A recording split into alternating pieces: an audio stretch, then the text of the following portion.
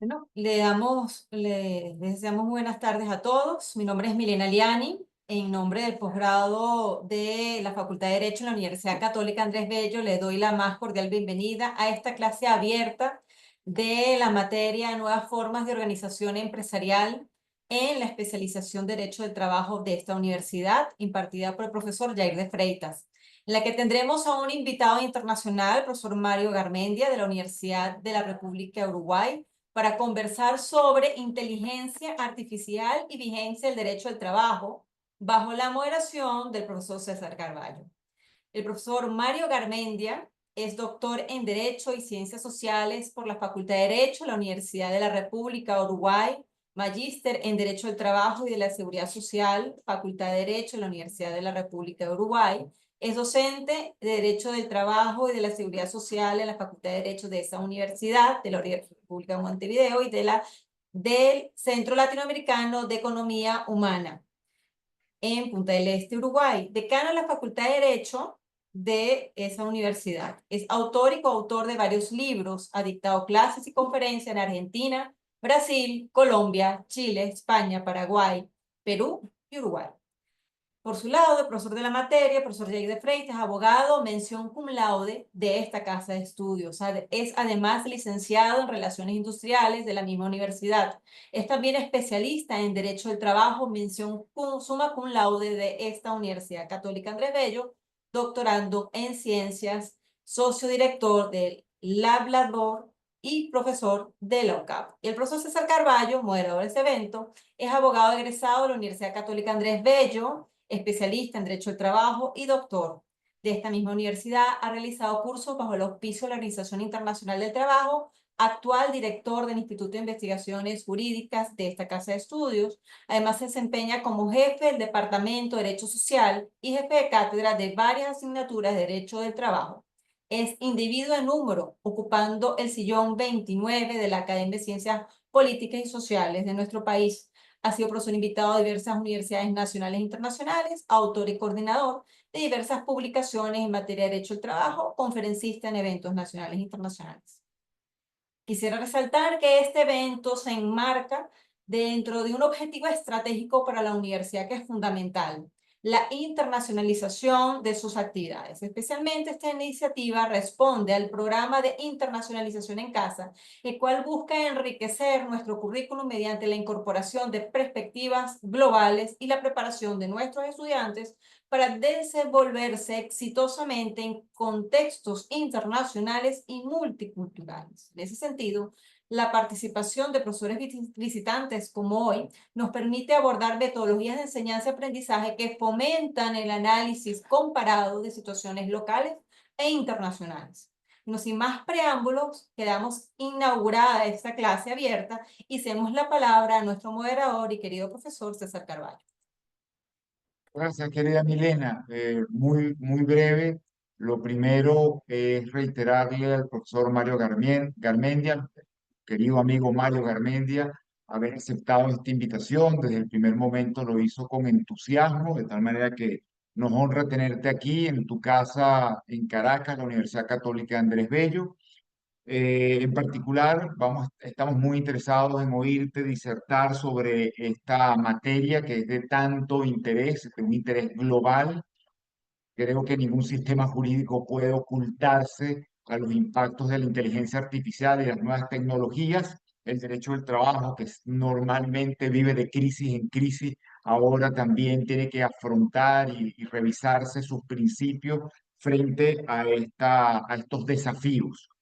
Por cierto, comento que es un verdadero privilegio poder escuchar al profesor Garmendia disertar sobre esta materia, porque es una suerte de anticipo de lo que expondrá en su momento en el 13º Congreso Regional de Derecho del Trabajo y la Seguridad Social, el Congreso Regional Americano de Derecho del Trabajo y la Seguridad Social, que se llevará a cabo en Montevideo del 10 al 13 de septiembre, donde toca hablar también de las nuevas tecnologías. De manera que esto va a ser para todos y todos nosotros una oportunidad particularmente relevante. Cuando el profesor Garmendia culmine, vamos a tener un espacio para comentarios donde podremos intercambiar algunas ideas y por supuesto se abrirá el lapso de preguntas para quienes lo estimen conveniente. Mario, un fuerte abrazo. Por favor, te escuchamos con absoluta atención. El tiempo que necesites, que dispongas, es todo tuyo. Bueno, muy buenas tardes. Un saludo muy cordial desde un Montevideo muy lluvioso que ya está entrando en el invierno y con días bastante complicados para transitar por la calle. Para mí es un gran gusto compartir con ustedes esta instancia de intercambio. Naturalmente quiero comenzar con un agradecimiento muy especial al querido amigo César Carballo Mena, con quien tenemos un conocimiento de hace muchos años. Yo quiero decir que siempre he seguido con mucha atención la producción académica, la producción científica de César, que comenzó a desarrollarla desde hace muchos años, siendo muy joven, todavía más joven de lo que es en la actualidad, de modo que para mí ha sido en cierta medida un referente y un autor al que he seguido con mucho interés y admiración. Por lo tanto, agradezco esta invitación. Agradezco a la Universidad Católica Andrés Bello también y a su programa de posgrado que me dé esta oportunidad de, como decía, de intercambiar algunas reflexiones, algunas ideas con ustedes. Voy a poner aquí una presentación que tiene más que nada el propósito de ilustrar o de ir eh, siguiendo el desarrollo de esta presentación, sobre todo con alguna imagen o alguna idea eh, importante que pueda valer la pena eh, destacar. Y la primera o alguna de las primeras referencias que quiero plantear, bueno, se anticipaba un poco César cuando hacía esa amable presentación. Esta es para mí una oportunidad de comenzar a ensayar un tema que voy a tener que también eh, o sobre el que voy a tener que abundar en el próximo Congreso Regional Americano que se va a celebrar en Montevideo en el próximo mes de septiembre y para el que también aprovecho la oportunidad, si me permiten, para invitar a todos los amigos para que nos acompañen por aquí. Ya César ha hecho algunas cápsulas audiovisuales allí dirigidas a promocionar esta actividad tan importante que tendremos en Montevideo en el próximo mes de septiembre. Con lo cual, esta puntualización también sirve un poco como resguardo, porque probablemente algunas de las cosas que vaya a anticipar aquí se vayan a reiterar en mi presentación del mes de septiembre. Y quizás algunas otras que están todavía en proceso de formulación puedan cambiar. De modo que es como una especie de, en términos cinematográficos, de avant-première que estamos tratando de realizar en esta oportunidad. Y además quiero aclarar, porque para mí es importante, que yo no soy un experto en este tema. No soy un experto, simplemente lo que pretendo es transmitirles una reflexión, porque creo que soy en alguna medida en materia de nuevas tecnologías en particular de inteligencia artificial, un aficionado y además podría decir una persona asombrada por los aceleradísimos cambios que estamos viviendo. pertenezco a una generación, quizás compartida por algunos de los que están aquí, que recuerda perfectamente haberme asombrado cuando vi por primera vez a un compañero de clase en la escuela que aparecía con una calculadora portátil. Que después me asombré cuando vi el primer amigo que se había comprado una videocasetera y podía ver cine en su casa. Y que así sucesivamente hemos transitado o discurrido nuestra vida por una sucesión de hechos asombrosos que parecen no tener límite. Por lo cual me autodefino como una persona que por la generación a la que pertenezco, continuamente me he visto enfrentada al asombro y enfrentada a nuevos cambios, a nuevos desafíos en definitiva también. Entonces, esta es una reflexión, nada más que una reflexión. No pretende ser una clase magistral, sino discurrir a partir de algunas ideas en un tono de polémica, de interrogantes, de planteos que puedan generar a su vez el pensamiento que les pueda dejar algún rastro para poder seguir pensando en algunos temas. Y pretendo además ser breve o relativamente breve para tampoco abusar de la gentileza de quienes aquí están siguiendo esta charla. Una reflexión que además,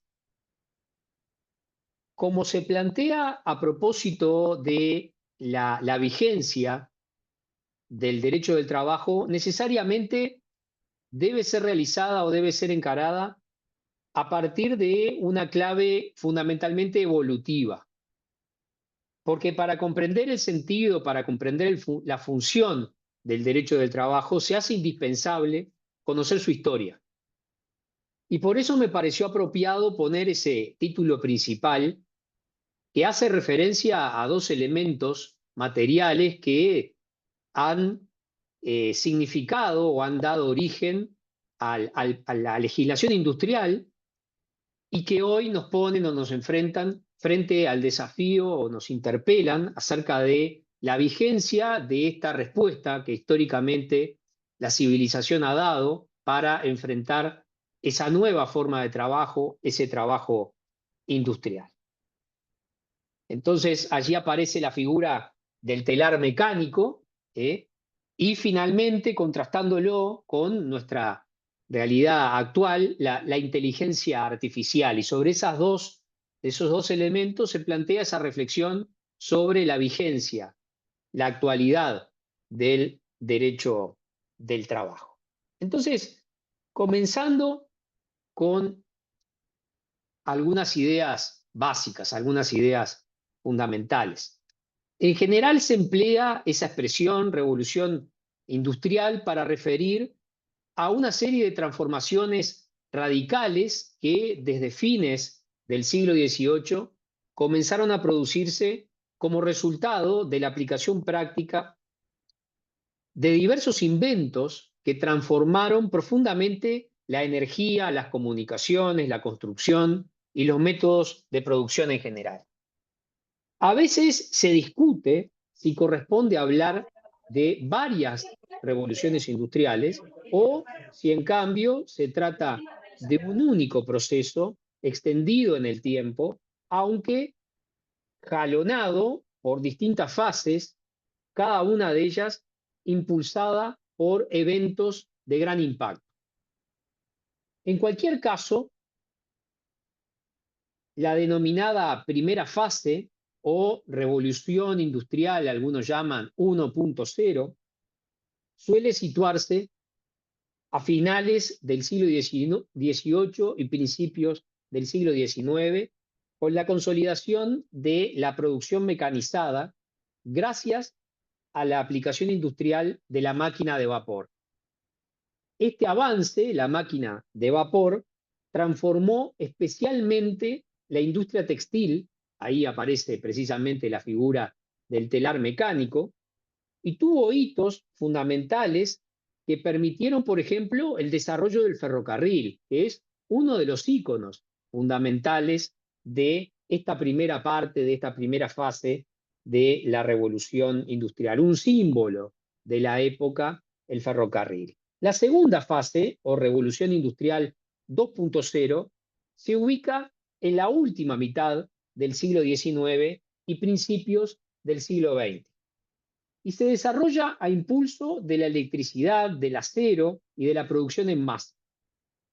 La lámpara incandescente, nosotros la conocemos mejor como la bombita eléctrica, la bombilla eléctrica, el dínamo, el motor a explosión, el automóvil, son los objetos representativos de esta etapa. La revolución industrial 3.0 o revolución digital se desarrolla en la segunda mitad del siglo XX y se caracteriza por la electrónica y la tecnología de la información.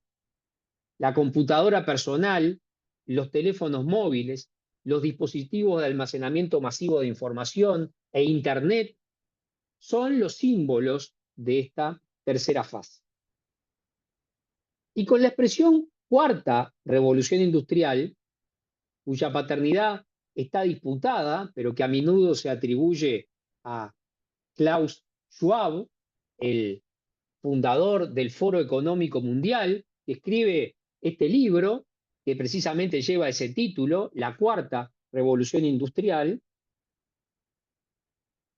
aunque como digo se disputa la paternidad de esta denominación, se suele emplear para describir la situación actual, aunque ya hay quienes hablan de la revolución industrial 5.0, a la que se le da otro tipo de connotaciones, tratando de dar un sesgo más humano a lo que por ahora parece estar colonizado por aspectos eminentemente tecnológicos. Pero en todo caso, sea la cuarta o sea la quinta revolución industrial, la etapa actual, que se caracteriza por la digitalización y la conectividad masiva, el Internet de las cosas, la automatización, la robótica avanzada, la inteligencia artificial generativa, los sistemas expertos, el Big Data, el análisis masivo de datos, la realidad aumentada, la realidad virtual, la fabricación aditiva, la nanotecnología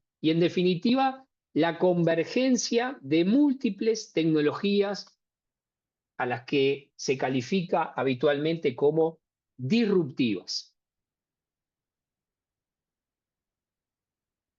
Y si bien es frecuente aludir a que estas tecnologías, estas nuevas tecnologías, provocan un impacto sin precedentes sobre la experiencia humana, conviene, sin embargo, plantear aquí una primera reflexión. Cada etapa del proceso histórico de la industrialización ha traído consigo alteraciones significativas en la organización social y en el mundo del trabajo. La revolución industrial del siglo XVIII, por ejemplo, desencadenó uno de los mayores cambios demográficos que haya experimentado la humanidad, porque, por ejemplo, hasta entonces, 4 de cada 5 habitantes de Europa vivían en el medio rural y se dedicaban a tareas agrícolas. El surgimiento de las ciudades industriales representó un cambio abrupto y masivo en la realidad social. La aparición de la clase trabajadora, el surgimiento de la denominada cuestión social, el fenómeno del pauperismo, fueron algunos de los impactos provocados por aquellas primeras fases que no solo transformaron máquinas y fábricas, sino que también sepultaron oficios centenarios bajo el ruido, bajo el rugido del progreso.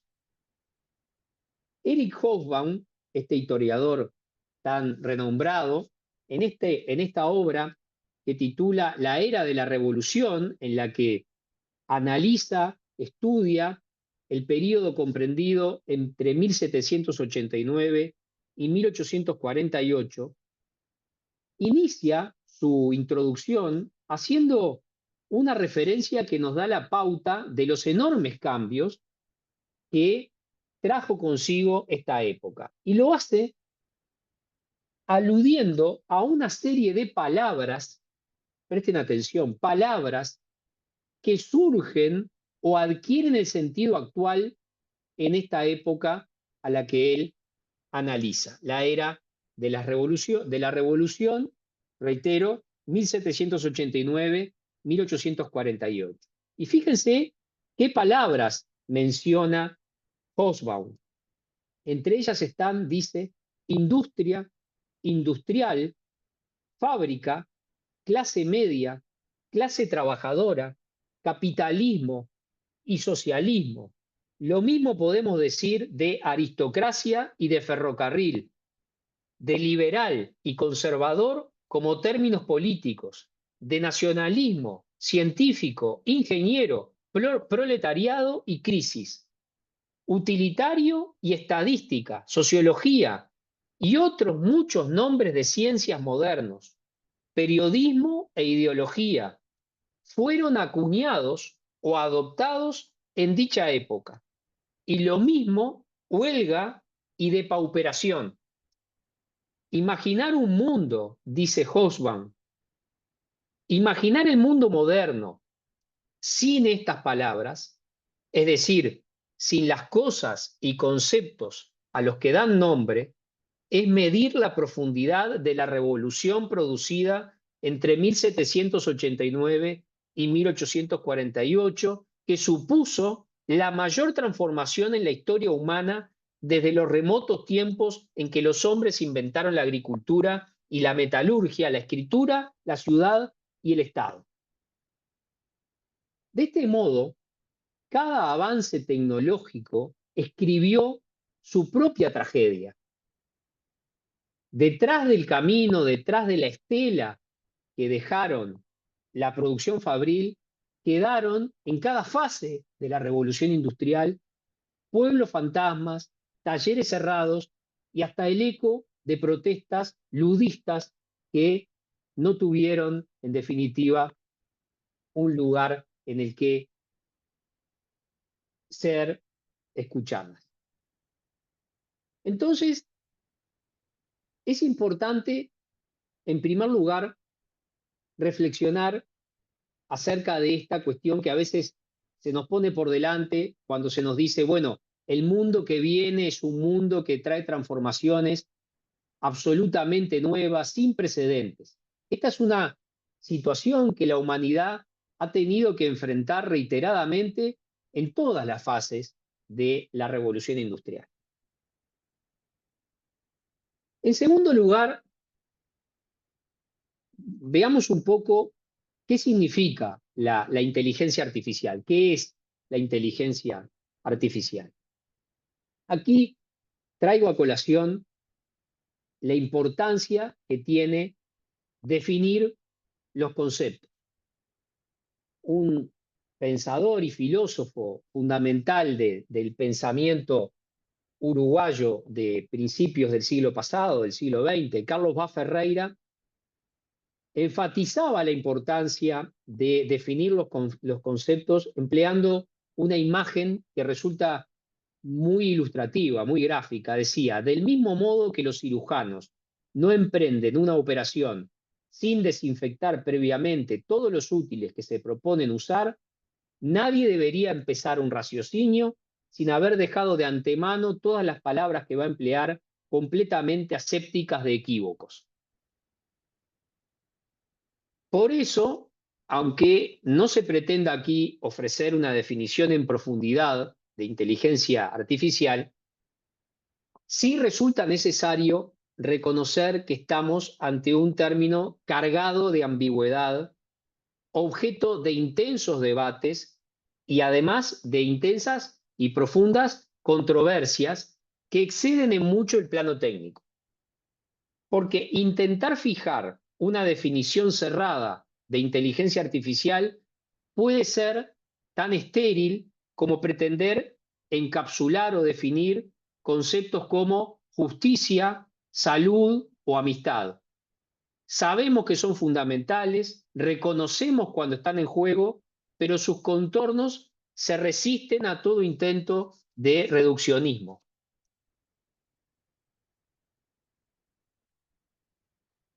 En el caso de la inteligencia artificial, las dificultades definitorias no son un obstáculo menor.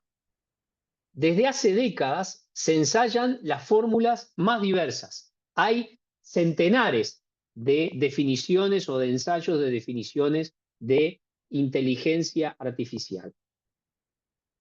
En 1955,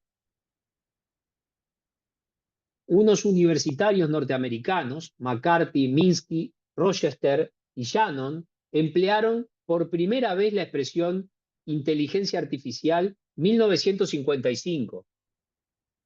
¿Para qué?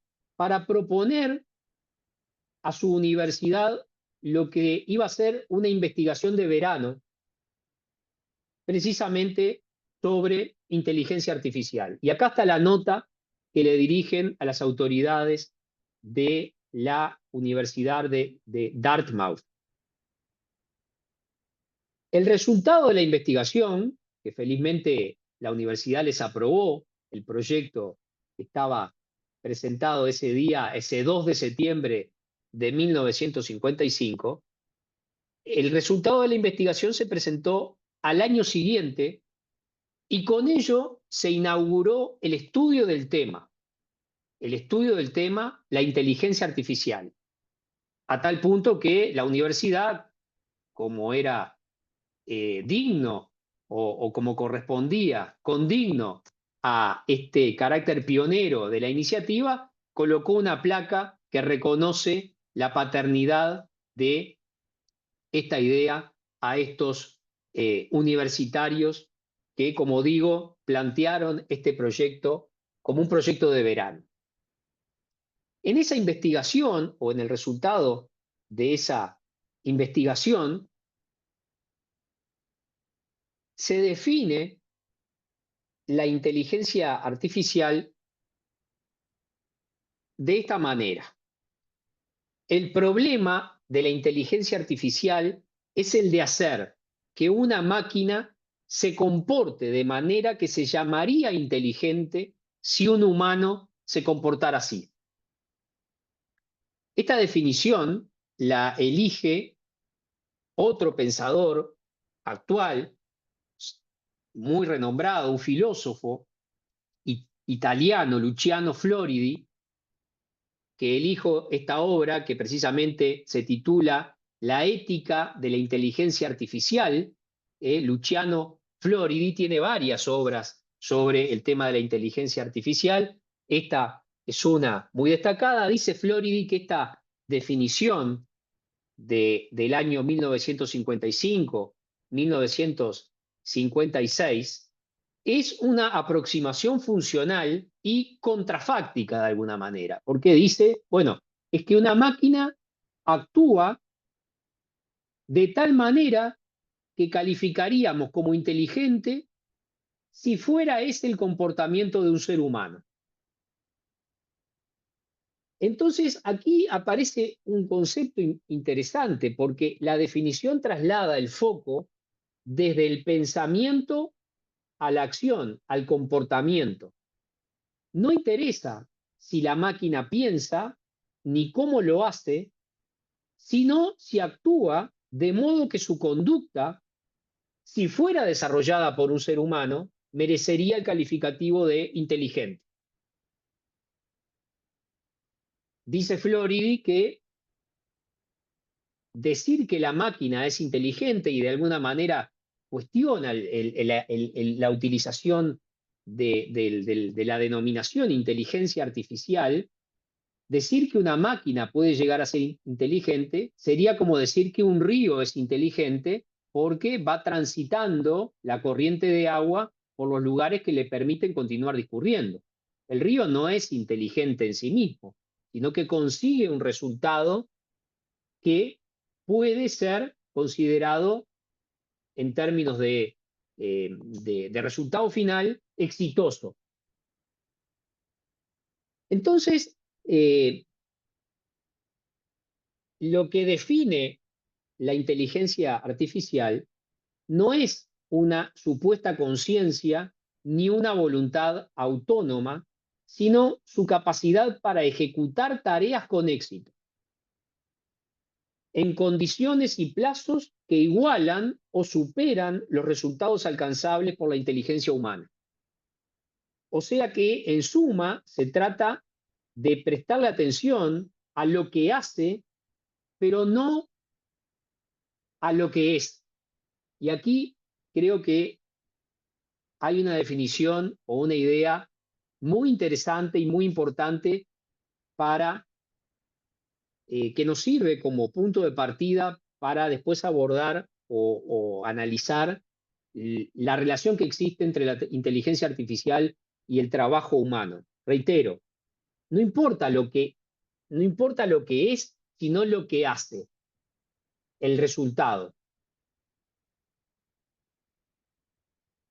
Entonces, en este contexto, además, y con la debida prudencia, con la debida cautela, puede aceptarse que la expresión inteligencia artificial funciona, en definitiva, como una fórmula abreviada, dice Floridi, como una convención útil que sirve para referirse a una constelación de tecnologías, metodologías y aplicaciones, sistemas de aprendizaje automático, redes neuronales profundas, algoritmos de clasificación y predicción, motores de recomendación, asistentes virtuales, visión por computadora, procesamiento del lenguaje natural, dispositivos autónomos, sistemas expertos, plataformas de optimización inteligente, son todas tecnologías que pueden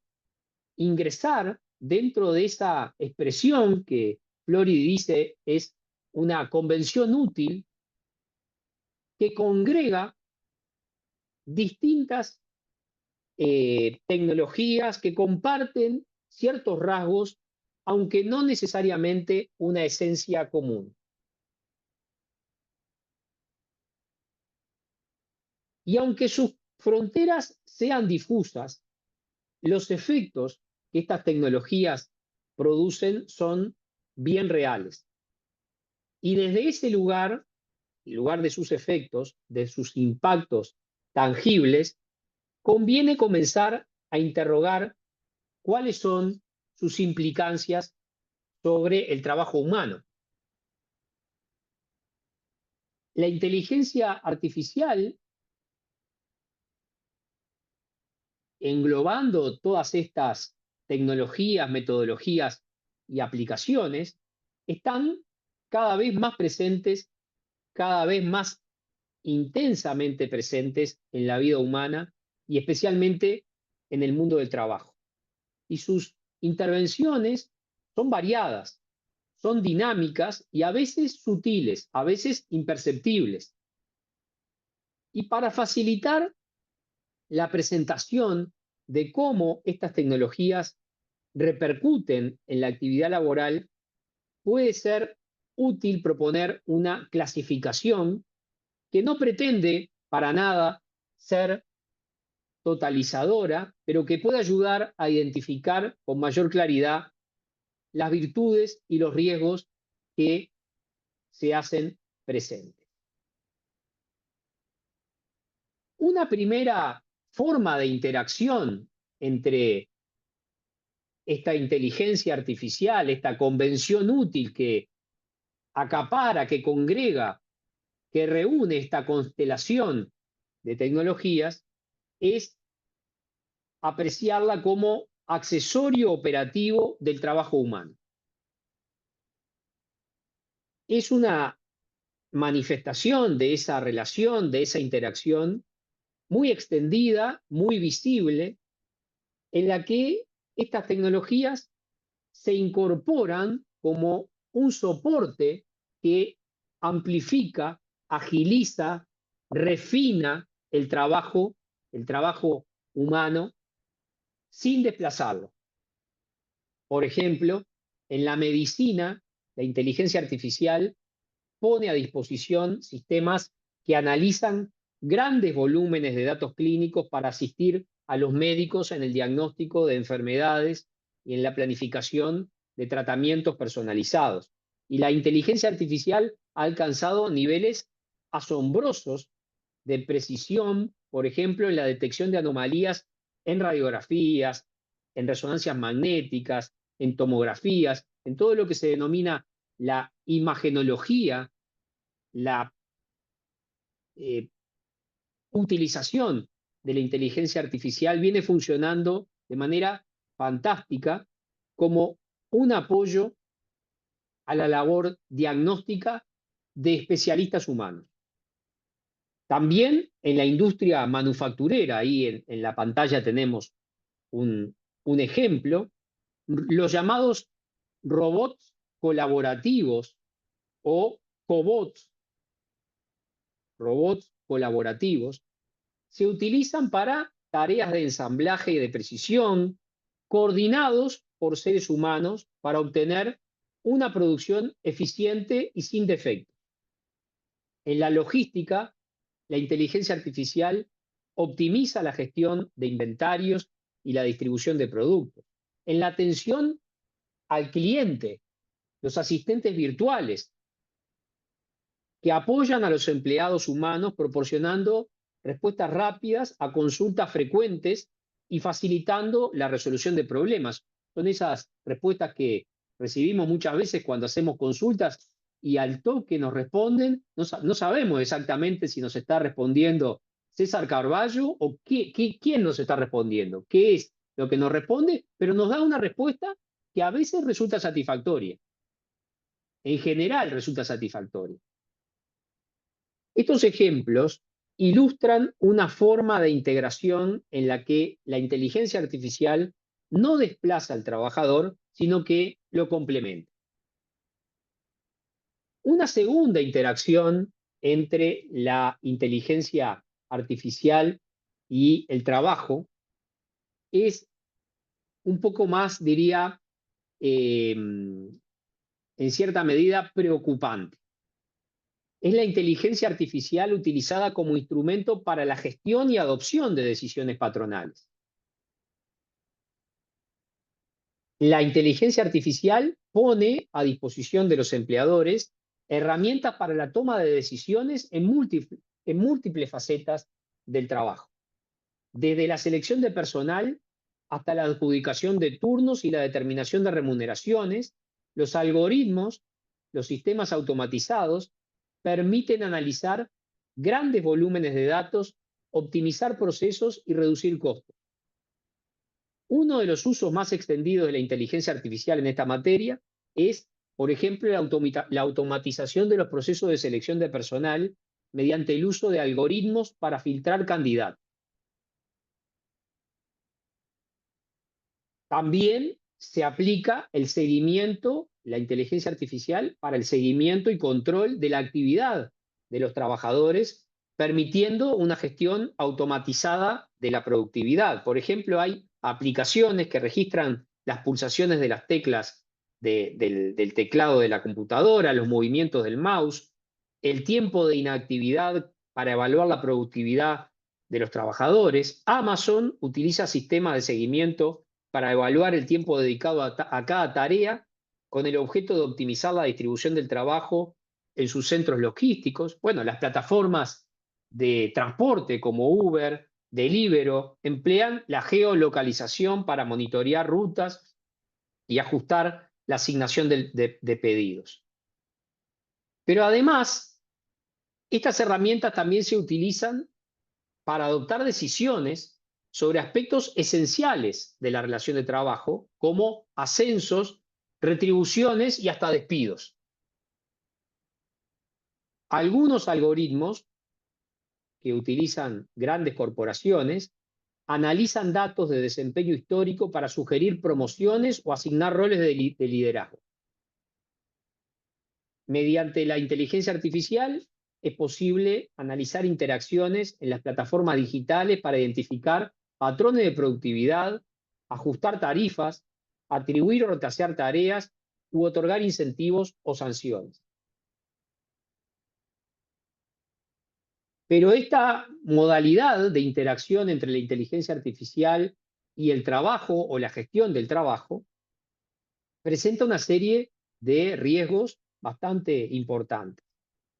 La utilización de datos históricos para entrenar algoritmos ha generado decisiones sesgadas en función de género, raza o edad, dejando en evidencia que en ausencia de mecanismos de corrección se consolidan desigualdades estructurales.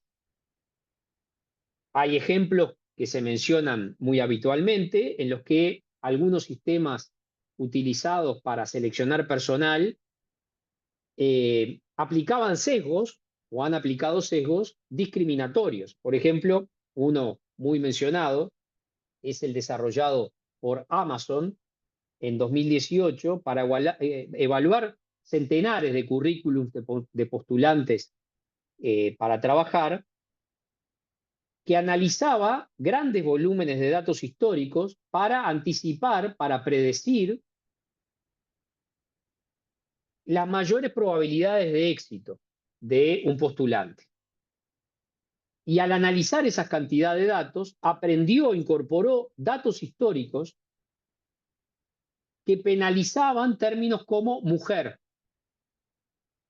o institutos de enseñanza con predominancia femenina. El algoritmo incorpora un sesgo tomando como referencia datos históricos donde el éxito, por razones culturales, le había correspondido a los hombres y descartaba a las mujeres.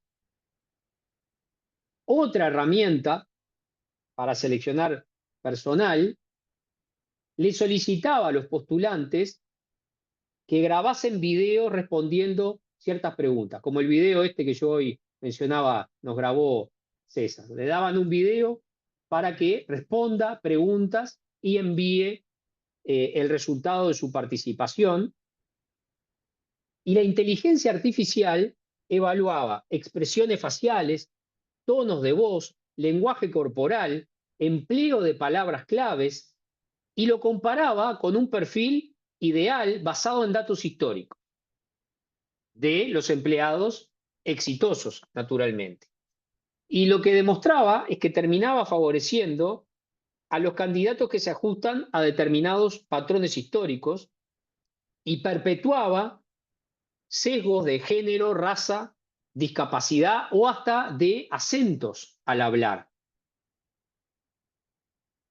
Entonces, además de que tienen este riesgo de incorporar este tipo de factores de discriminación, de sesgos discriminatorios, a menudo funcionan estos sistemas como verdaderas cajas negras. Es esa la expresión que se utiliza para referir a otra de sus características, que no ofrecen ningún tipo de explicación sobre las decisiones que toman e impiden conocer a los trabajadores, a los postulantes, por ejemplo, a un empleo, pero también incluso a las propias empresas que lo utilizan, no pueden explicar cuáles fueron las razones por las que eligieron a alguien en detrimento de otra persona. Simplemente es una caja negra, un lugar al que o del que no se puede entender de qué manera razona, porque a veces razona, si es que la expresión razonar es la adecuada, a veces aplica un sistema que está condicionado por este tipo de análisis de datos como el que estaba ejemplificando.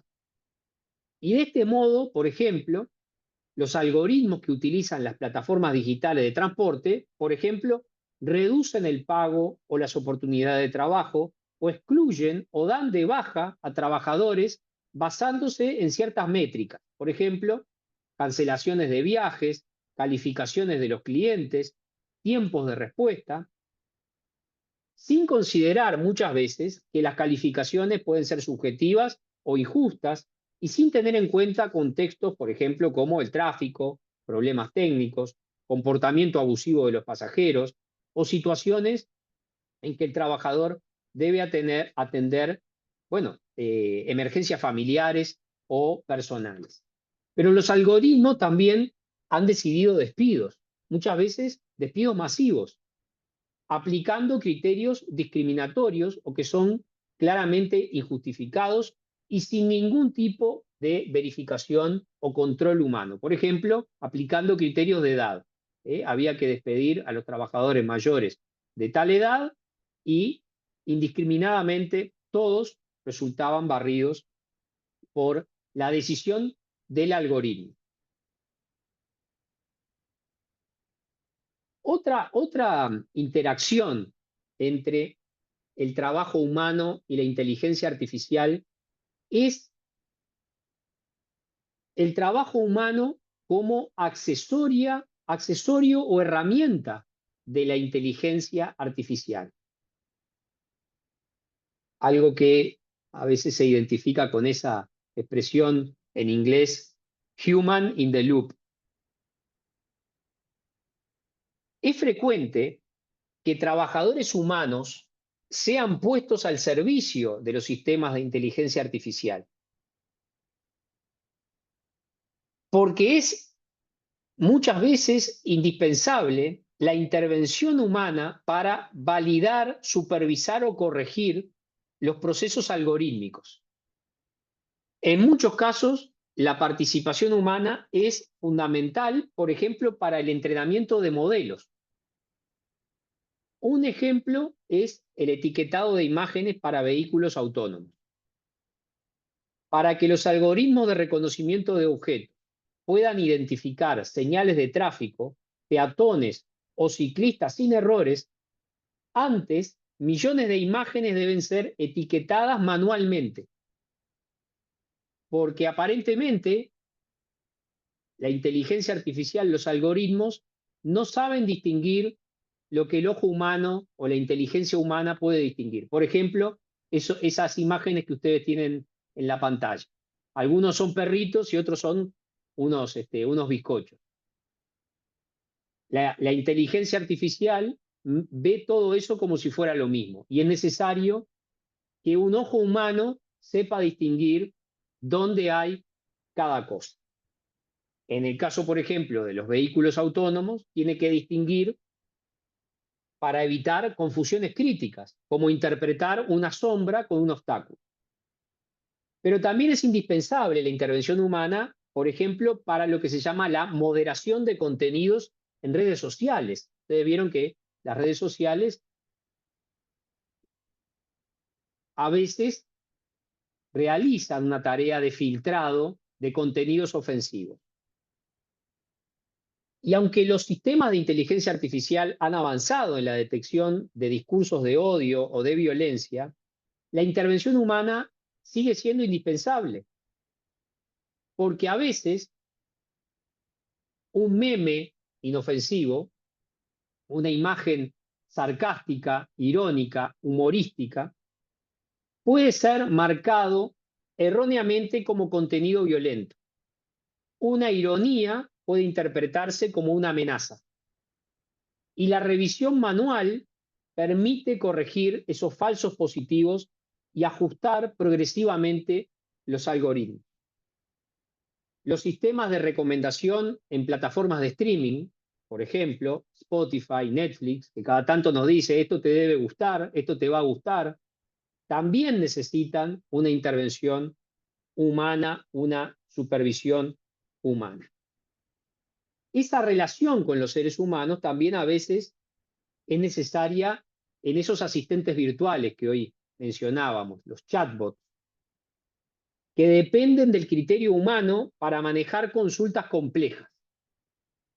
Cuando el bot no logra resolver un caso, lo deriva a un ser humano, cuyas respuestas se incorporan al dataset de entrenamiento, perfeccionando futuras interacciones automatizadas. Y ahí aparece también otro detalle. La máquina va aprendiendo. O sea que estas interacciones tienden también a ir desplazando cada vez más la intervención humana. Y ahí es donde viene la siguiente interacción. La inteligencia artificial directamente desplazando al trabajo humano, tomando su lugar.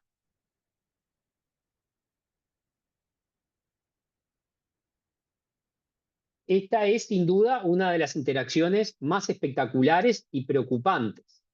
Es la que lleva a pronosticar una vez más el fin del trabajo.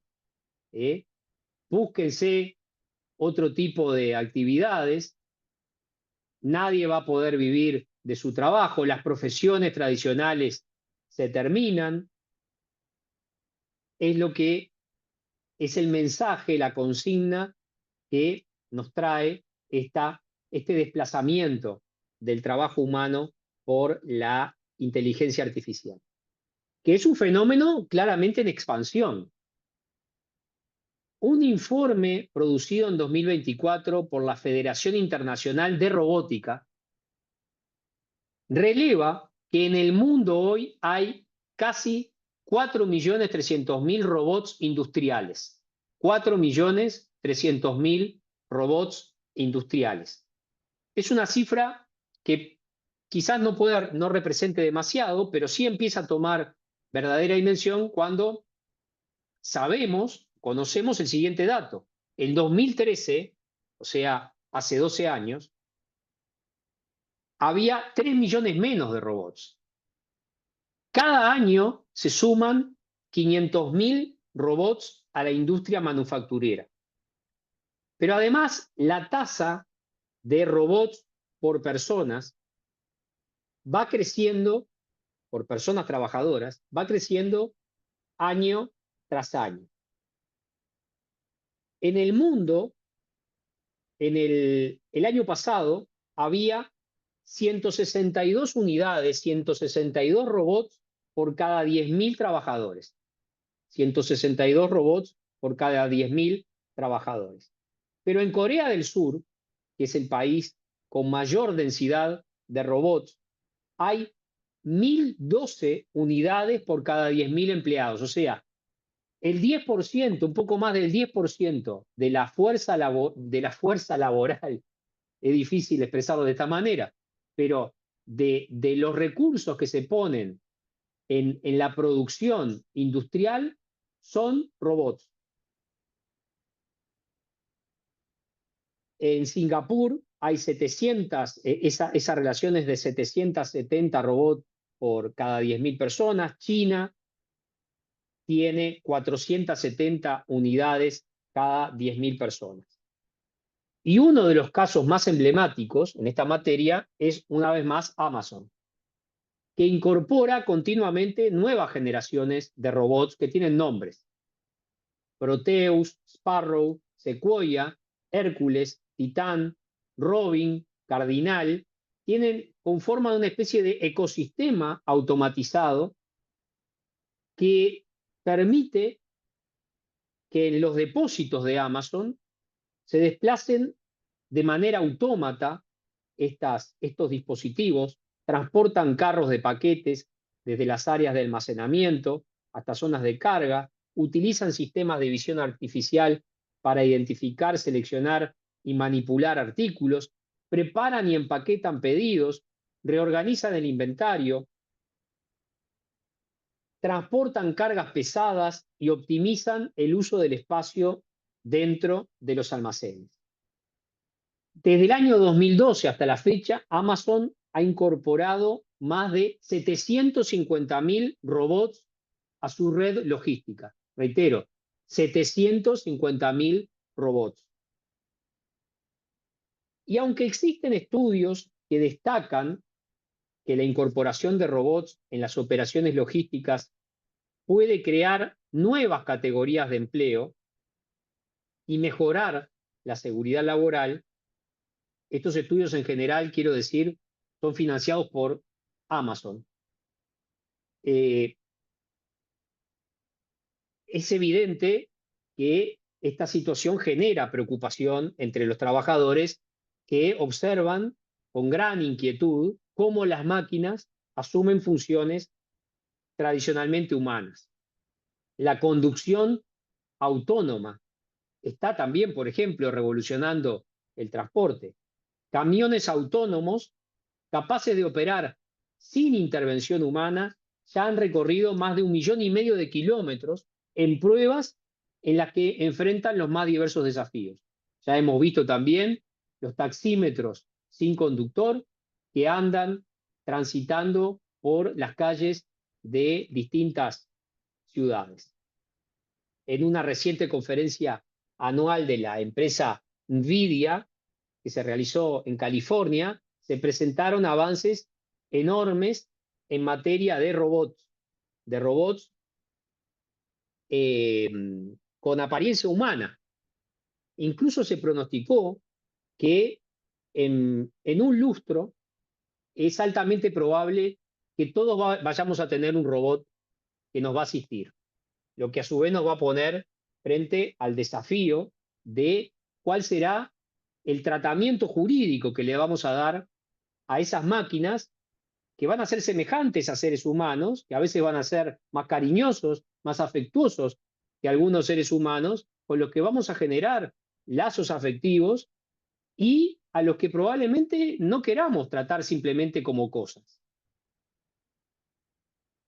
Pero la siguiente interacción, que es la que dejo para lo último, aquí está una de los ejemplos de uno de estos robots con mirada humana, inclusive. Dejé para lo último una de las interacciones más asombrosas, más notables y más sugerentes, que titulo Los humanos que simulan ser máquinas. En rigor no es una interacción propiamente dicha, sino una escenificación. Un trabajo humano que adopta deliberadamente la apariencia de trabajo automatizado. La llamada inteligencia artificial de Amazon Mechanical Turk, que es analizada con enorme agudeza otra vez por este autor que les mencionaba, Luciano Floridi. Mechanical Turk es una plataforma lanzada por Amazon en 2005 que ofrece acceso, cualquiera de ustedes puede ingresar en Google, ponen esto que allí aparece, esa es lo que se ve cuando se entra a esa página. ¿Qué ofrece esta página Amazon Mechanical Turk? Ofrece una fuerza de trabajo global disponible en forma continua, bajo demanda, sin restricciones horarias y distribuida a escala planetaria. Su lógica consiste en permitir que empresas o particulares que necesitan algún tipo de trabajo, de tarea, contraten a alguien que está detrás de la pantalla para que las haga. Se trata de tareas simples, pero intensivas en cognición y que aún no pueden ser realizadas por algoritmos. Por ejemplo, lo que hoy decíamos, identificar objetos en imágenes, transcribir grabaciones de voz, verificar datos, moderar contenidos, realizar encuestas. Los trabajadores que realizan estas tareas, denominados Turkers, las realizan a cambio de micropagos que en muchos casos apenas superan unos pocos centavos. La relación entre el solicitante y el trabajador consiste en un sistema de aprobación y calificación de resultados. Finalizada la tarea, los solicitantes evalúan su ejecución y deciden si aprobarla o rechazarla. La plataforma funciona como un gran mercado digital de trabajo fragmentado, donde la participación humana queda oculta tras una interfaz que simula un funcionamiento enteramente automatizado. Simula un funcionamiento automatizado. Y aquí viene lo más fantástico. ¿De dónde sale el nombre del Mechanical Turk? Que es el turco mecánico. El turco mecánico. ¿De dónde sale ese nombre? Hace referencia al famoso autómata del siglo XVIII diseñado por Wolfgang von Kempelen, que simulaba jugar al ajedrez en forma autónoma, pero que en realidad ocultaba en su interior a un maestro de ajedrez humano, que era el responsable de cada movimiento de la partida. El Mechanical Turk de Amazon reproduce esa ilusión. Detrás de lo que aparenta ser un servicio automatizado, se esconde el esfuerzo silencioso de personas reales que, al igual que el muñeco que ustedes tienen allí en la pantalla, o el hombre que estaba en el dispositivo escondido, permanecen invisibles ante los ojos de quienes quieren o reclaman, piden ese servicio. O sea, no son las máquinas que simulan ser humanos, sino los humanos que simulan ser máquinas. El trabajo humano se mimetiza con estos sistemas, adoptando su apariencia para seguir siendo funcional, para seguir existiendo en una economía digital que premia la eficiencia, la invisibilidad y el bajo costo.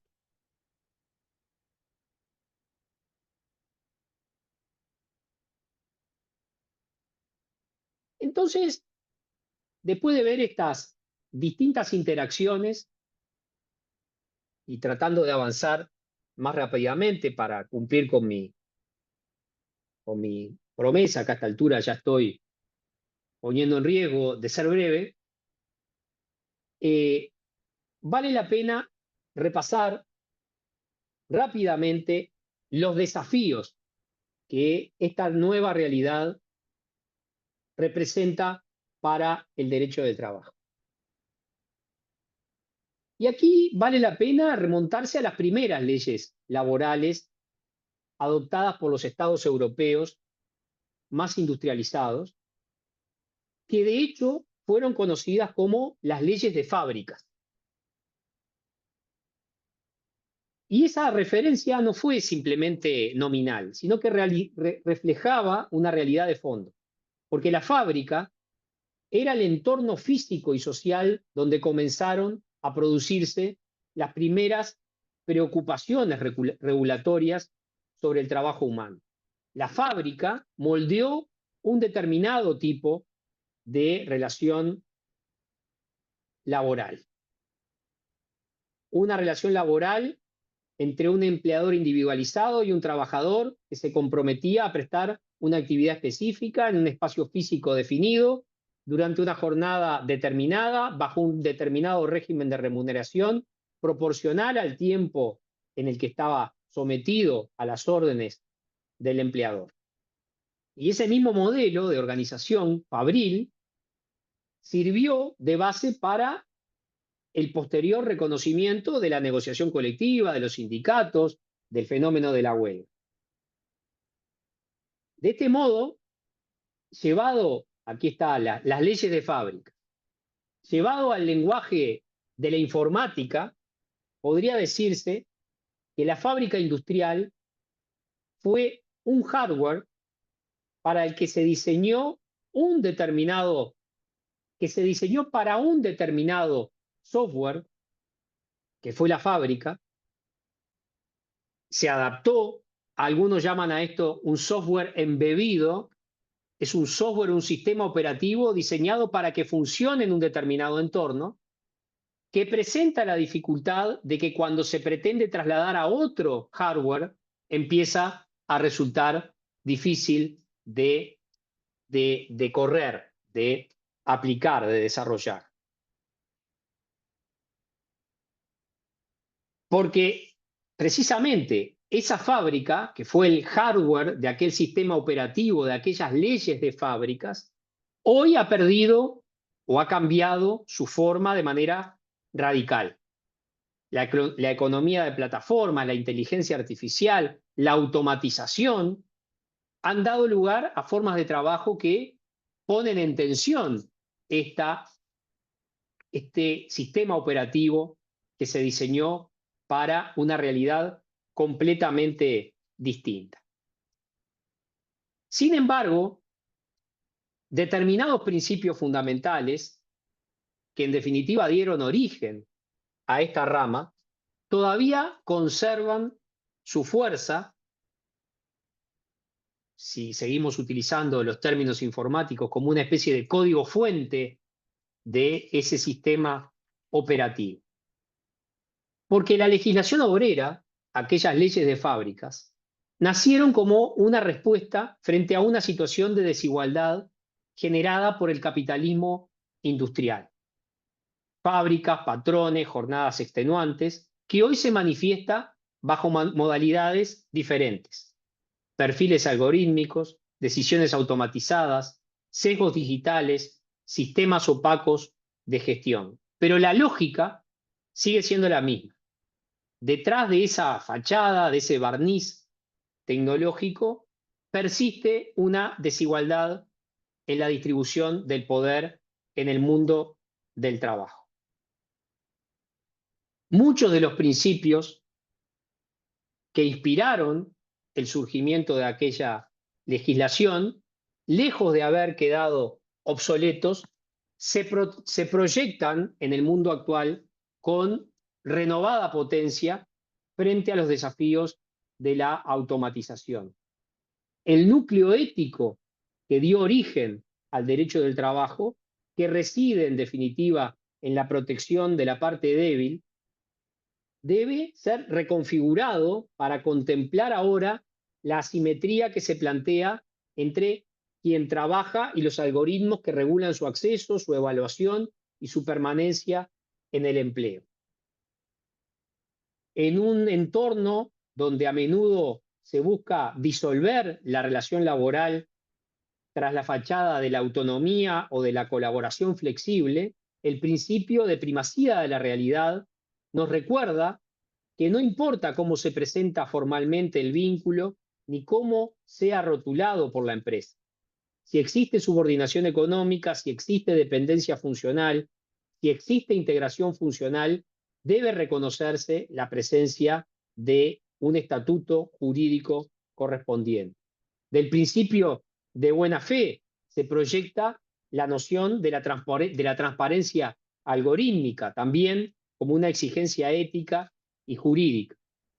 Las personas tienen derecho a saber cómo se toman las decisiones que afectan sus condiciones de trabajo.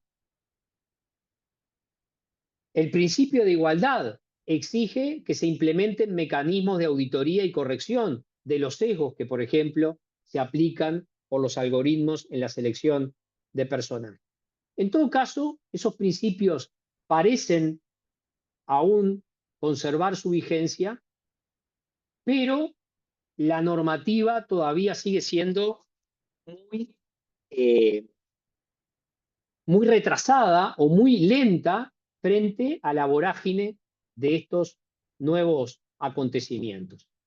Una de las novedades más recientes es la denominada Ley de Inteligencia Artificial, adoptada el año pasado.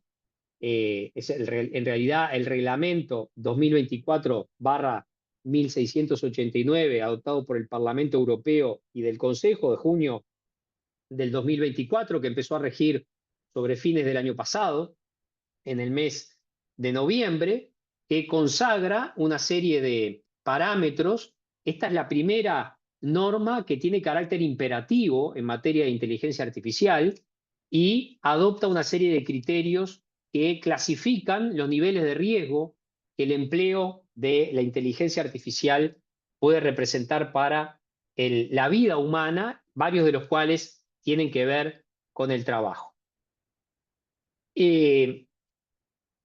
nivel de la OIT todavía no se ha adoptado un instrumento específico sobre inteligencia artificial, pero hay ciertas iniciativas dirigidas a analizar su impacto. Por ejemplo, se ha creado el Observatorio de la Inteligencia Artificial y el Trabajo en la Economía Digital, que es una plataforma que reúne evidencia, análisis y conocimientos relacionados con la inteligencia artificial y enuncia o plantea la necesidad de adoptar determinadas garantías para prevenir la proyección negativa o la proyección perversa que a veces tiene la incorporación de estas tecnologías sobre el trabajo humano. En definitiva, se va apreciando una progresiva toma de conciencia sobre la importancia de que el desenvolvimiento de la inteligencia artificial no se produzca al margen del derecho ni, en definitiva, de los valores democráticos. En definitiva, está claro que la aceleración tecnológica ha trastocado muchas de las categorías jurídicas, filosóficas y culturales que estructuraban el mundo del trabajo. Pero, sin embargo, hay una frontera que parece mantenerse vigente, que es la que separa la tarea de su sentido. Una máquina puede ejecutar una tarea, incluso demostradamente puede hacerlo con mayor eficiencia que un ser humano, pero carece de subjetividad, carece de conciencia, carece de proyecto. Y el trabajo no es simplemente producción de resultados, sino que es despliegue de voluntad, de cuerpo, de aspiración, de significado. Es un acto humano que proyecta la interioridad de la persona hacia el mundo, encarnando sus valores, su capacidad creadora, su lugar en la comunidad. Cuando Luciano Floridi denuncia el uso humano de humanos e interfaces, no solo está señalando una precarización material, sino, en definitiva, una inversión simbólica. El sujeto deja de estar en el centro de la producción y es relegado a un engranaje anónimo, intercambiable e invisible, lo que en definitiva erosiona la dignidad del trabajo y vacía de contenido la pretensión de regularlo jurídicamente. Y en ese contexto, el derecho del trabajo no puede renunciar a su función protectora fundamental. No debe convertirse en un simple operador técnico que actualiza normativas ante cada nueva plataforma o ante cada nueva herramienta. Porque el fin sigue siendo el mismo: proteger a la persona que trabaja, garantizar que el trabajo no sea reducido a una mercancía, asegurar que en el proceso productivo no se anule la condición humana del trabajador. La legislación obrera nació para tutelar a quienes se encontraban en situación de subordinación jurídica y económica. Ese criterio permitió durante un siglo y medio identificar al sujeto merecedor de protección, pero el escenario tecnológico actual, en ese escenario, la subordinación adquiere formas más sutiles y difíciles de detectar. Es necesario articular nuevos criterios jurídicos que capten esa vulnerabilidad estructural, y allí donde una persona pone a disposición su energía productiva y queda sometida a formas opacas de organización, selección o evaluación, debe operar la tutela del derecho del trabajo. Y se ha planteado la necesidad de ir hacia una protección que abandone la idea de la subordinación clásica y que apunte a proteger justamente al sujeto que trabaja, independientemente de cuál sea la calificación jurídica que ese trabajo pueda merecer. Que a veces no tendrá ese sujeto una relación de empleo en el sentido clásico. Puede ser el repartidor de una aplicación, una moderadora de contenidos, un freelance dependiente de una plataforma, una persona que entrena algoritmos, pero en todos los casos hay algo que el derecho debe proteger, que es la dignidad humana. Esa es la idea, esa es la razón de ser que dio origen al nacimiento del derecho del trabajo. El derecho del trabajo no fue creado para adorar la eficiencia ni para reproducir ciegamente el status quo económico. Nació como acto de insubordinación jurídica frente a la injusticia, como estrategia civilizatoria frente al poder desmesurado del capital. No es un sistema cerrado, sino un programa en constante evolución que reescribe sus reglas para continuar defendiendo la finalidad de preservar la humanidad en el trabajo. Y como toda institución viva, este derecho necesita adaptarse a su nuevo entorno. La fábrica ya no es el único centro de producción, el control ya no se impone con el grito del capataz, sino con puntuaciones opacas. El trabajo ya no siempre se reconoce, se remunera o se visibiliza, pero mientras existan sujetos que ponen su cuerpo, su mente, su tiempo al servicio de otros, mientras haya desigualdad, mientras subsistan asimetrías de poder, el derecho del trabajo tendrá razón de ser. Porque la revolución digital no elimina el conflicto social, en todo caso lo desplaza, lo disimula, lo codifica, pero sigue siendo necesario un lenguaje jurídico capaz de nombrarlo y enfrentarlo. Ese lenguaje no puede renunciar a sus raíces éticas. Como enseñaba Francesco Carneluti, la misión del derecho consiste en imponer la ética a la economía. Esta afirmación no es un mero apotegma idealista, sino que resume con precisión el sentido profundo del derecho del trabajo, que no ha tenido nunca la función de acompañar dócilmente los cambios del mercado, sino la de actuar como un dique, como un freno, como un contrapeso ético frente a los excesos de una racionalidad instrumental que convierte al trabajador en una pieza productiva. La inteligencia artificial podrá predecir conductas, ejecutar decisiones y simular afectos, pero no podrá sustituir la necesidad humana de justicia, de reconocimiento, de sentido. Y por eso, frente al algoritmo, el derecho del trabajo debe mantener su sentido y su voz, no para expresar un lamento por lo que la humanidad puede estar en riesgo de perder, sino como una promesa de lo que aún puede conquistar. Y con esto les agradezco la atención y termino. Mario, muchísimas gracias. Te voy a decir algunas cosas. Lo primero, bueno, felicitaciones. Creo que eso nos anima nos va a animar muchísimo para escucharte en Uruguay, en Montevideo en septiembre.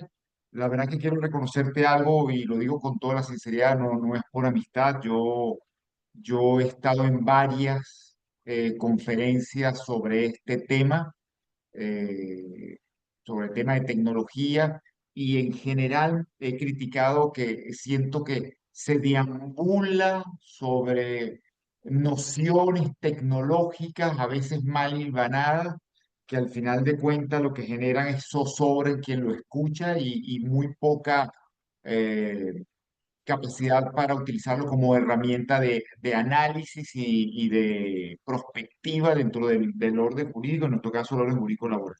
En este caso, y estoy seguro que quienes te escucharon coincidirán conmigo, hay una vasta información técnica de la mayor actualidad, pero además ha sido expuesta con claridad y con precisión, engranada con acierto. Ha habido todo un flujo desde las primeras ideas que nos llevaban a la primera revolución industrial.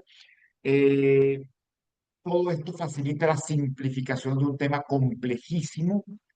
Estas categorías que nos has ofrecido de cómo interactúa la tecnología con el ser humano me parece que son particularmente esclarecedoras.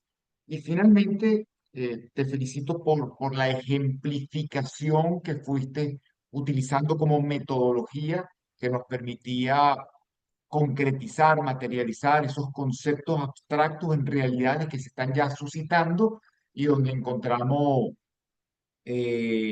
cómo se están insertando en los procesos productivos estas categorías que nos explicaste de sustitución de trabajadores, de trabajo conjunto entre las tecnologías y los trabajadores, hasta este último que me encantó de el fake de seres humanos pareciendo máquinas, ¿no? Con una fisiología maquinal y que precisamente eso es lo que lo haga atractivo al mercado. Así que mil gracias, de nuevo felicitaciones y de inmediato le doy la palabra al profesor Jair de Freitas para que por favor nos ofrezca algunos comentarios y algunas reflexiones, algunas preguntas, como lo estime conveniente. Adelante, Jair. Bueno, en primer lugar, muy buenas noches. Saludar a todas las personas que nos acompañan hoy, no solamente los estudiantes del curso, sino los demás participantes.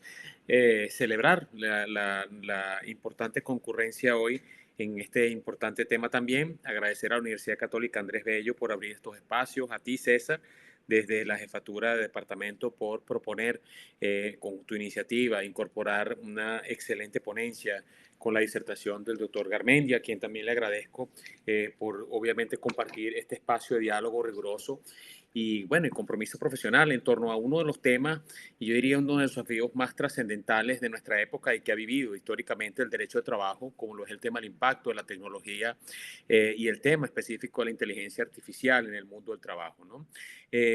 Y básicamente también el tema en cuanto a cómo impacta esto en el derecho que lo rige y que se supone está llamado a tutelar esta rama de la ciencia jurídica. De la perspectiva conceptual, obviamente, en mi criterio, la inteligencia artificial podría en apretada síntesis decirse que no es más que un conjunto de sistemas, técnicas, modelos, si se quiere, desde el punto de vista del uso de la computación, que han sido diseñados para simular, reproducir e incluso ampliar las capacidades cognitivas humanas, como es el tema del razonamiento, el aprendizaje, la percepción, la toma de decisiones o el procesamiento del lenguaje, mediante el análisis automatizado de grandes volúmenes de datos, la identificación de patrones y la ejecución autónoma de tareas en entornos complejos, ¿no? No es, obviamente, una inteligencia natural ni consciente, sino una forma de racionalidad artificial que está estructurada por reglas, objetivos, por datos definidos por humanos y cuyos efectos positivos o adversos en realidad dependen de las finalidades sociales, económicas, políticas e incluso éticas con las que se diseña, se entrena, implementa y se gobierna. De tal manera que, en primer lugar, yo diría que partiendo de las reflexiones que se me ocurren a partir de la intervención magistral del doctor Garmendia, está en primer lugar que debemos asumir con claridad que no estamos frente a un fenómeno prospectivo, ¿sí? La inteligencia artificial en sus múltiples formas, aprendizaje automático, algoritmos de decisión, sistemas predictivos, los chatbots, las herramientas de control, evaluación, etcétera, ya se encuentra plenamente incorporada en los procesos de producción, de gestión empresarial, en la organización del trabajo. Lo que antes se veía como una innovación tecnológica de frontera, en realidad hoy está operando en procesos tan diversos como la selección de personal, como lo explicaba el doctor Garmendia, la asignación de turnos, evaluación de desempeño, el control de jornada, predicción de ausencias e incluso procesos de tomas de decisiones disciplinarias, incluyendo entre ellas el despido. Y esta expansión plantea tensiones evidentes con los principios fundamentales del derecho del trabajo y fundamentalmente con el principio de la primacía de la realidad o de los hechos sobre la forma, el principio de renunciabilidad, la tutela, el principio tutelar o protectorio del trabajo humano como valor fundamental del orden jurídico laboral. La verdad es que si tenemos que destacar un segundo punto, yo diría que hemos coincidido en que la inteligencia artificial no es neutral ni es objetiva por naturaleza. Tanto su diseño como criterio, decisión y los efectos van a depender de las elecciones humanas, en definitiva de técnicas empresariales, políticas que no están exentas de sesgos, de omisiones, de intereses. Pero desde el punto de vista laboral, esto implica riesgos concretos, como lo son la reproducción de estereotipos en proceso de reclutamiento, la opacidad en las razones de despido, el tema de la implementación de sistemas de control intrusivos que afectan el derecho fundamental de los trabajadores, pero principalmente el derecho a la dignidad e incluso a la intimidad, o la generación de entornos laborales, diría yo, altamente precarizados, mediante el uso de plataformas digitales que disimulan relaciones de trabajo bajo la fachada de trabajos autónomos y de todo este elenco de fórmulas que han venido surgiendo a partir del desarrollo de esa dinamicidad evolutiva. y allí pues obviamente la inteligencia artificial puede ser una herramienta que refuerce desigualdades estructurales si no es regulada desde una ética del trabajo y yo diría también, César, desde los derechos humanos que ponga límites y condiciones a su despliegue, ¿no? Por tanto, hay una urgencia de instrumentación jurídica ante este panorama. Ya hemos visto que el profesor mencionaba un reglamento del Parlamento Europeo y también una primera iniciativa por parte de la Organización Internacional del Trabajo, pero ante este panorama yo creo que obviamente lo que se impone es claro, necesitamos una instrumentación jurídica robusta, especializada, que sea garantista. No podemos confiar exclusivamente en la autorregulación de uno de los sujetos laborales, en este caso el sujeto contratante, a partir de una supuesta manifestación del principio de autonomía de la voluntad de las partes, ni tampoco en mecanismos voluntarios. Y creo que no es suficiente tampoco, y aunque es necesario obviamente, aplicar analógicamente las normas laborales tradicionales, porque esas normas no fueron concebidas para las realidades que estamos viviendo en este momento. Lo que está en juego, en mi criterio, es el resguardo de los derechos fundamentales en un entorno profundamente transformado y por lo tanto es imperativo que los marcos jurídicos regulatorios definan con precisión los sistemas de inteligencia artificial utilizados en el trabajo, que distingan entre herramientas de soporte operativo y las que sustituyen la voluntad o el juicio humano en las decisiones que afectan esos derechos, que exijan transparencia, explicabilidad algorítmica, es decir, que las personas trabajadoras, en este caso, puedan conocer cuándo sus datos están siendo utilizados por sistemas automatizados, con qué criterios están siendo utilizados, qué consecuencias implican para su situación laboral, que se restrinja o se estudie la posibilidad a lo mejor de incluso prohibir el uso de la inteligencia artificial para las prácticas discriminatorias o desproporcionadas, como el tema de segmentación salarial, el tema del rendimiento algorítmico, la vigilancia continua sin fundamento normativo o decisiones automáticas sin posibilidad de que se ejerzan contra ellas ningún tipo de recurso. Y diría que tres cosas más, por lo menos desde el punto de vista de la perspectiva jurídica, es importante abordar, como lo es el reconocimiento del derecho a la desconexión, el tema de la autonomía relativa del trabajador frente a las tecnologías invasivas, el tema de la inclusión en mecanismos de participación sindical y diálogo social en la implementación de esa inteligencia artificial en el trabajo, reconociendo que esos cambios tecnológicos deben ser objeto de negociación colectiva y no necesariamente una imposición unilateral por parte del sujeto contratante.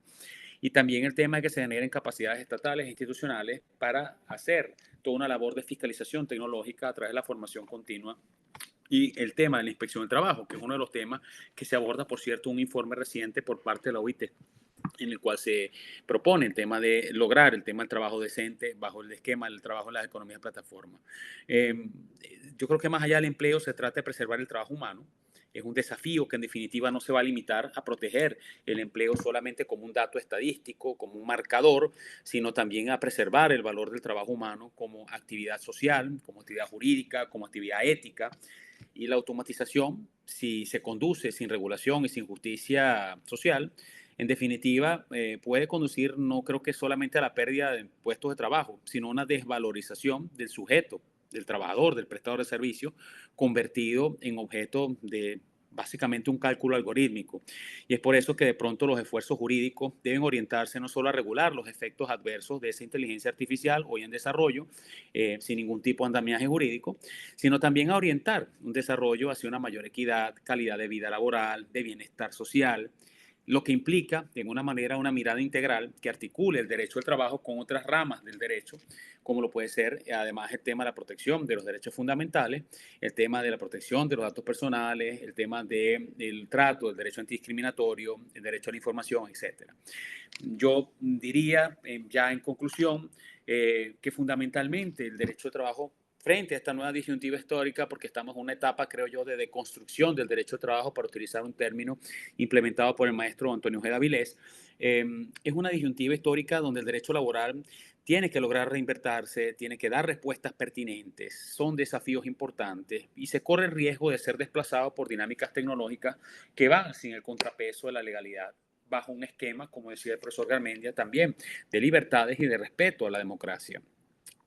Quizá tenemos como ventaja el tema de la tradición jurídica, una tradición jurídica viva en materia laboral, con unos principios vigentes, digamos, con toda una alternativa que está allí proponiendo claves que estarán básicamente en el tema de actualizar los marcos normativos sin renunciar a los fundamentos protectores, pero también abrir espacio de participación para que esas transformaciones no sean decididas de manera exclusiva desde centros de poder, desde centros de poder económico, fundamentalmente, o tecnológicos, ¿no?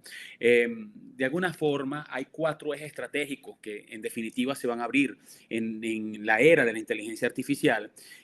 Uno de ellos es la automatización de lo que supone el tema de la automatización a través del uso de la inteligencia artificial y la transformación del trabajo humano, el uso de los algoritmos y el tema de la discriminación, el sesgo y la transparencia, y fundamentalmente a partir de allí los temas de gobernanza, la afectación de los derechos fundamentales frente a esa inteligencia artificial en el ámbito laboral, y ahora finalmente un gran debate que creo que es relevante, que es el tema de la ética, la vigilancia y la responsabilidad en el uso de la inteligencia artificial por parte de los empleadores, porque de alguna manera se impone una ética de desarrollo tecnológico laboral. Yo creo que el uso de la inteligencia artificial por parte de los empleadores debe regirse no solo por el principio de legalidad, sino también la proporcionalidad, la necesidad, la finalidad legítima, el respeto a la dignidad del trabajador. Y estas tecnologías de vigilancia, evaluación automatizada, no pueden convertirse en dispositivos de control absoluto, ni sustituir tampoco la dimensión humana en la gestión del trabajo. Por eso creo que aquí el debate de la responsabilidad empresarial va a adquirir una central, digamos, confluencia de análisis, porque hay que responder cosas como quién responde a una decisión automatizada que haya sido injusta, cómo se restituye un derecho vulnerado por un sistema no humano, qué mecanismos reparatorios deben existir cuando la tecnología amplía la brecha de poder entre el trabajador y el empleador, que son preguntas que nos exigen un nuevo pacto, creo yo, desde el punto de vista jurídico y ético, en el que los avances tecnológicos terminen siendo los que ejerzan esa subordinación, o estén subordinados, mejor dicho, a la realización del trabajo decente, y no al revés, que es lo que hasta ahora ha venido ocurriendo, ¿no? Yo esperaría que a partir de esta importante intervención del doctor Garmendia, y estoy seguro, César, que tú vas a añadir consideraciones muy importantes también al respecto, se abra un debate en el que sirva esto no solamente como un espacio de análisis, sino también quizás como un punto de partida para acciones que sean transformadoras, ¿no? Y podamos construir un derecho del trabajo que tenga esa capacidad de proteger, de innovar y también de sostener la centralidad del ser humano frente al tema de las revoluciones tecnológicas en curso. Yo, fundamentalmente serían mis apreciaciones a la intervención de hoy. Entonces, con eso concluyo yo también mi intervención. Yair, eh, por razones de tiempo y para no agobiar al profesor Garmendia, porque no nos aceptará una nueva invitación si lo explotamos o seguimos explotándolo, le pediría a Anselmo Coelho, que es investigador en el Instituto de Investigaciones Jurídicas, que nos indique de las preguntas que haya, por favor, solo una que él seleccione para el profesor Garmendi, y con esto poder cerrar la excelente sesión de hoy sin, como dije antes, explotar o sobreexplotar a nuestro invitado internacional. Adelante, Anselmo. Gracias, César. Gracias al profesor Garmendia por su intervención, al profesor Yair por sus comentarios. Bueno, lo primero que pareciera común de las preguntas es, por supuesto, destacar la excelencia de la intervención del doctor Garmendia. Súper esclarecedora, perdón, la exposición. Yo quizás me permitiría, en nombre de todos, la pregunta, y con el perdón de todos los que quisieran hacer preguntas en tono distinto.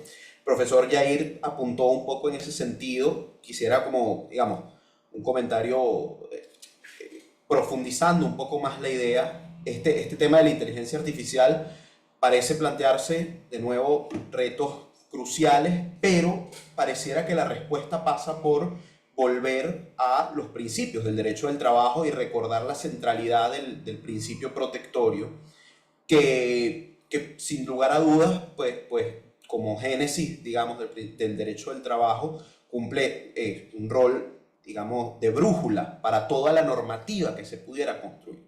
En ese sentido, pareciera haber una intersección interesante entre principio protectorio en el ámbito del derecho del trabajo y la idea de derechos humanos laborales que parecieran, digamos, emanar del derecho internacional, pero que se han ido acogiendo en las legislaciones nacionales. Entonces, sería pues pedirle más o menos un comentario en ese sentido, cómo ve la construcción de esa intersección en esta idea, sobre todo partiendo de la complejidad que representaría una regulación específica, profunda de la inteligencia artificial, como a través de la construcción a partir de la idea de derechos humanos y profundizar en el principio protectorio, podemos construir legislaciones a nivel nacional e internacional en pro de seguir protegiendo el trabajo, cualquiera sea su forma, que es lo que nos comentaba hacia el final, vista la intervención de la inteligencia artificial. Muchas gracias, Anselmo. Muchas gracias a Yair por los comentarios. Muchas gracias también a César por sus apreciaciones y a todos los que hicieron comentarios en el chat tan generosamente. Anselmo, para responder a tu pregunta tendría que empezar de vuelta y probablemente me lanzara a hablar y quizá me llevara más tiempo que el que ya empleé para desarrollar mi presentación. Simplemente quiero decirte a propósito de tu sugerente, atinada y provocadora pregunta, quiero decirte algo que me ha venido llamando la atención cuando he empezado a incursionar en este tema. Al principio aclaré que no me considero un experto, estoy comenzando a leer, a interiorizarme, a interesarme por estos temas y he visto que con mucha frecuencia aparece junto con las preocupaciones que trae consigo la inteligencia artificial la expresión, el concepto ética. Bueno, precisamente el libro que varias veces cité de Luciano Floridi es Ética de la inteligencia artificial. Y por un lado, aprecio que esa referencia resulta muy positiva, muy buena, porque todo lo que se encare acompañado de la ética es algo que está bien, pero al mismo tiempo me pregunto si el hecho o la necesidad de traer a colación la expresión ética no está dejando en evidencia las dificultades que hay para poner en lugar de ética la norma jurídica, la regulación, que en definitiva refleje la ética, pero que es algo más. Y leyendo a Carneluti, que es el jurista con el que cerré mi presentación, con esa preciosa idea que plantea del derecho, la función del derecho, y vale la pena resaltar que no dice la función del derecho del trabajo, dice la función del derecho. La misión del derecho es imponerle la ética a la economía. En otra parte de esa obra, dice que la humanidad avanza hacia la ética, pero sus pasos son lentos, son muy lentos. Y mientras la ética no sea la que guíe el comportamiento humano, la norma jurídica siempre va a seguir siendo indispensable. Acá lo difícil es saber o encontrar el enorme desafío de poner una regulación jurídica a un fenómeno que es muy difícil de regular, extremadamente difícil de regular, porque entre otras cosas pone por delante el reto de poner en juego o mostrar los límites de lo que es la propia capacidad regulatoria de los estados, como dice, también cito a otro italiano, Luigi Ferraioli, cuando dice, hay determinados momentos en que los estados se enfrentan, se enfrentan a la situación en la que sus normas ya no son capaces de regular los fenómenos que tienen por delante o que trae por delante la realidad. De modo que esa idea o esa asociación entre ética e inteligencia artificial es muy buena porque junto con la ética aparecen también conceptos en los que abreva la idea de los derechos humanos, los derechos fundamentales, a los que hacía preferencia la intervención de Anselmo, pero me pregunto si también al mismo tiempo no nos está poniendo por delante ese enorme dilema de identificar cómo y por dónde la norma jurídica va a poder hacerle frente a este fenómeno. En todo caso, creo que lo fundamental, lo importante, lo basal, lo indispensable es recordar que el derecho del trabajo nunca ha tenido una existencia meramente funcional a las novedades, a los cambios, a las nuevas fases de la revolución industrial, sino que siempre ha cumplido, ha sido un instrumento de esa misión histórica que Carneluti le atribuye al derecho, la de imponer, en definitiva, la norma ética, imponérsela a la economía. Y muchas gracias. Y la próxima vez, César me invita a Caracas y tenemos más tiempo para conversar. Encantado, Mario, pero O ya recuerda que vamos a me vas a tener, conversar, me vas a tener César, primero en Montevideo. ya tienes prometido aquí un asado y un tanat, para ti solo. Muchísimas Y gracias, para todos Mario. los amigos que vengan, naturalmente también, ¿no? Que ya están invitados Ya, muy ya están cordialmente. invitados, es cuestión simplemente de que nos pongamos de acuerdo y coordinemos, ¿no?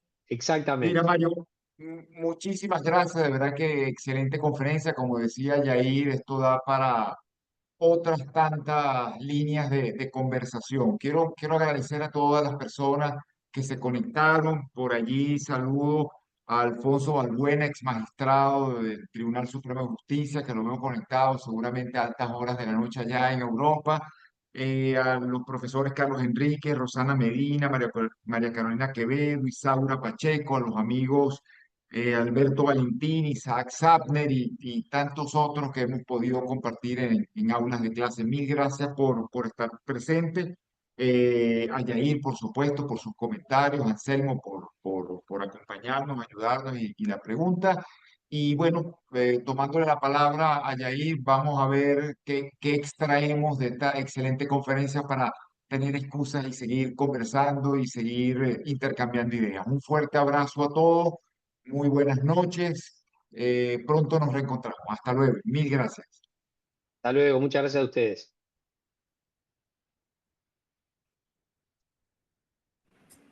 Hasta luego, feliz noche.